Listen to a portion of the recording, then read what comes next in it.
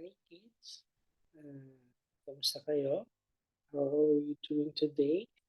I hope you are fine and good beyond sa ating sunny weather na nararanasan ngayon sa Pilipinas.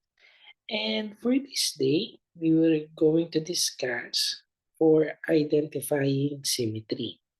So first, what is symmetry? Okay, okay. Look at these two pictures or two images of butterflies and look for the difference in what you see. Okay, so if you see, sige, obserbahan natin yung dalawang butterfly. Yung yellow butterfly and the orange butterfly. So, observe natin yan. Okay. Kung mapapansin nyo, dun sa ating butterfly, sa ating big butterfly, anong meron? So, they have the same pattern ng kanyang mga wings. So, they have the same pattern kung ano yung meron sa left niya, what is going to the pattern to the left, ay pattern din sa right niya. Okay. But if we look to the orange one, yung size and shape of the wings to the left is different to the wings of the right. Now, we will talk about the symmetry.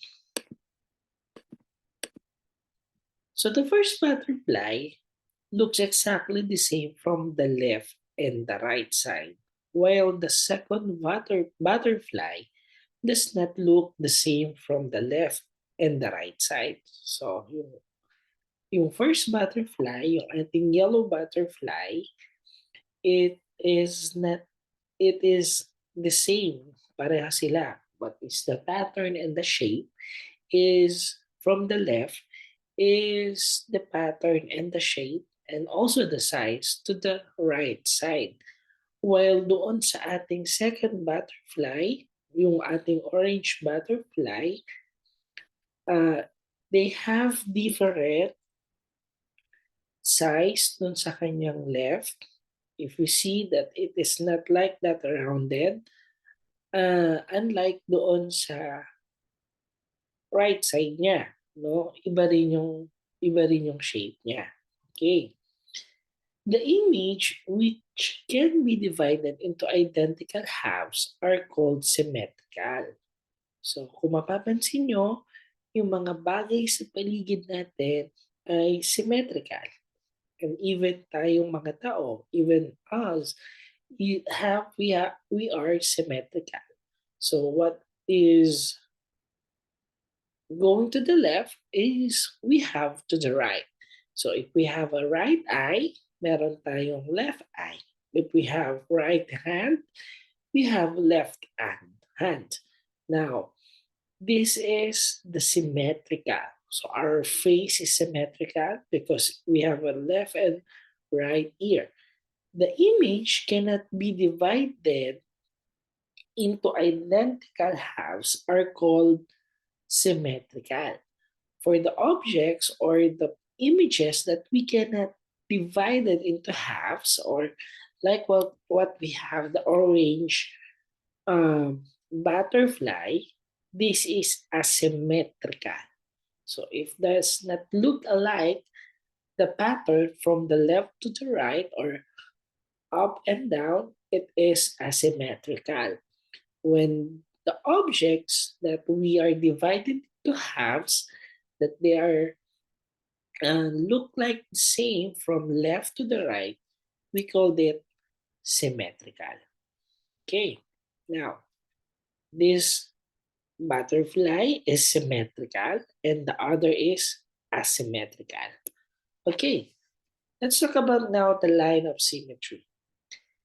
Now, any line splitting a shape into two parts, such as that the two parts are the same, is called a line of symmetry.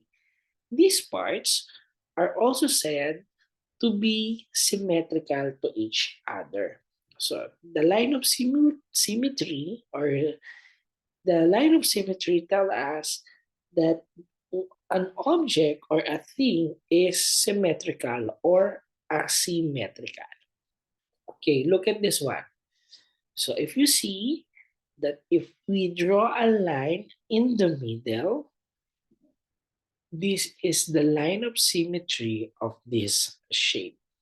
Okay, now if we turn over the line of symmetry, if we draw a half on a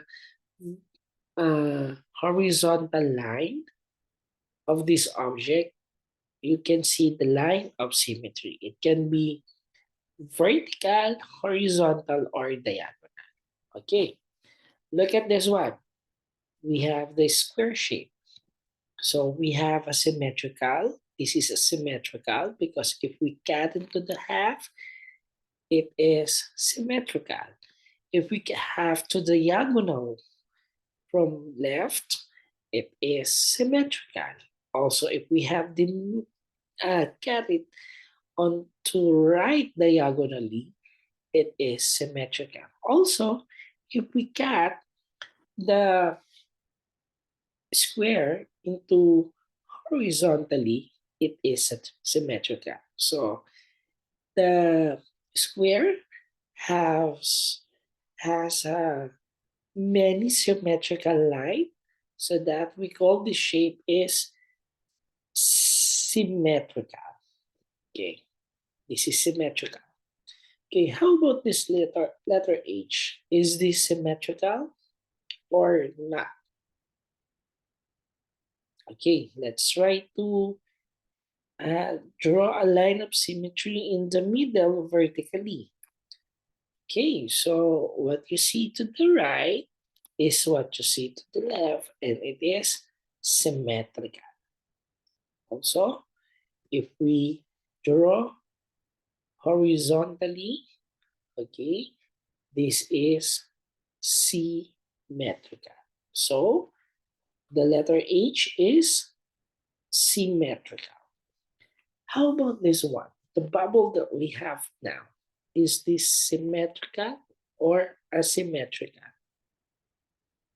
Okay, so if we draw horizontally, so it has just like the same pattern on above and to the bottom or below. So this is asymmetrical. Also, if we cut it to half vertically, it is not uh, the same from left to right. So this pattern or this object is asymmetrical. So this is asymmetrical, kids.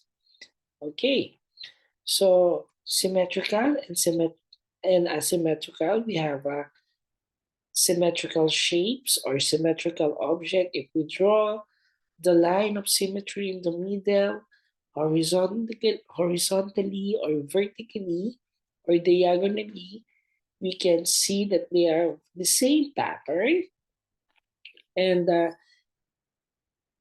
we call that object symmetrical. Okay, and if we draw a pattern or we draw a symmetry line of symmetry in the middle and they are not the same, we will call that asymmetrical. Okay, kids, madali lang yung ating lesson for today, and tomorrow is Tuesday. Please bring your worksheet because we will do our worksheet to our school at sasagutan natin yan ng sabay-sabay. Okay, don't forget to bring your math worksheet tomorrow. Thank you and God bless. God bless at hope na palagi kayong mag-enjoy even though that we are online class at maraming salamat. Bye!